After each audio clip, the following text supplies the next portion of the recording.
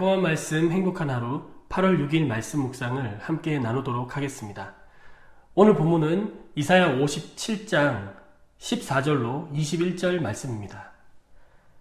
그가 말하기를 도두고 도두어 길을 수축하여 내 백성의 길에서 거치는 것을 제하여 버리라 하리라.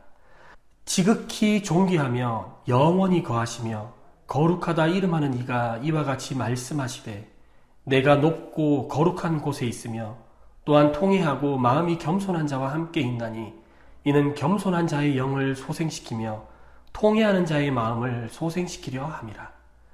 내가 영원히 다투지 아니하며 내가 끊임없이 노하지 아니할 것은 내가 지은 그의 영과 혼이 내 앞에서 피곤할까 함이라.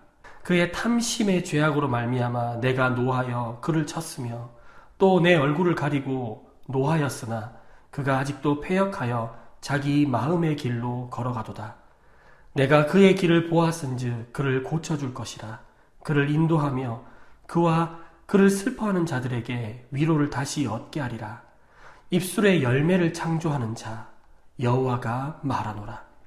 먼 데 있는 자에게든지 가까운 데 있는 자에게든지 평강이 있을지어다. 평강이 있을지어다.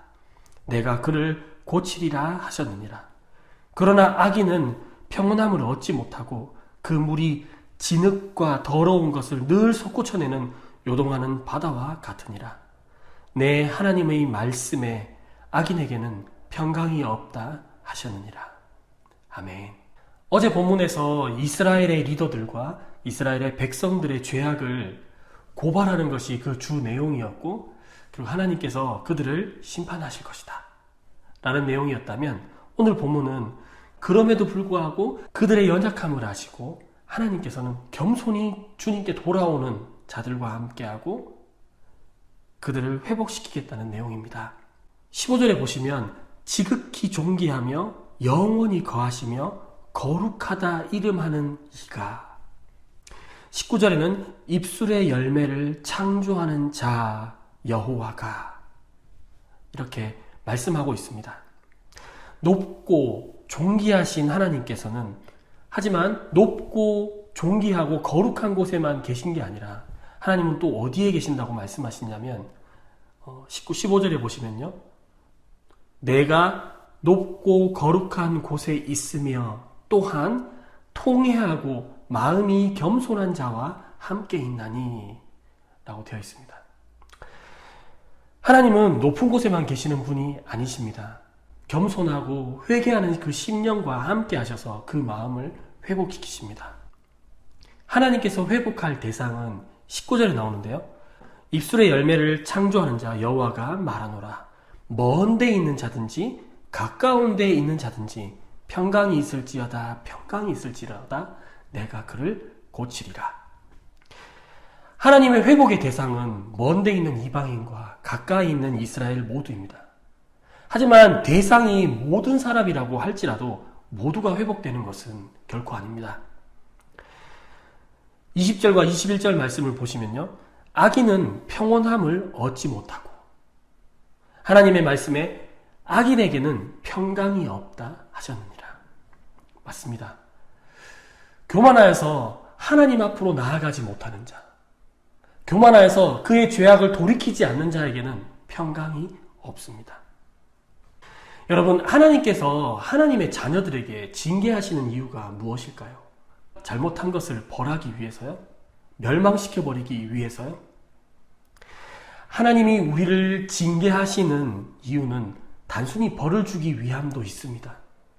하지만 패역한 길에서 돌이켜 하나님과의 관계를 회복시키기 위함입니다. 하나님이 주시는 이 참된 평강의 복음은 먼 데 있는 이방인들 뿐만 아니라 가까이 있는 이스라엘에게도 동일하게 선포되어야 할 메시지입니다.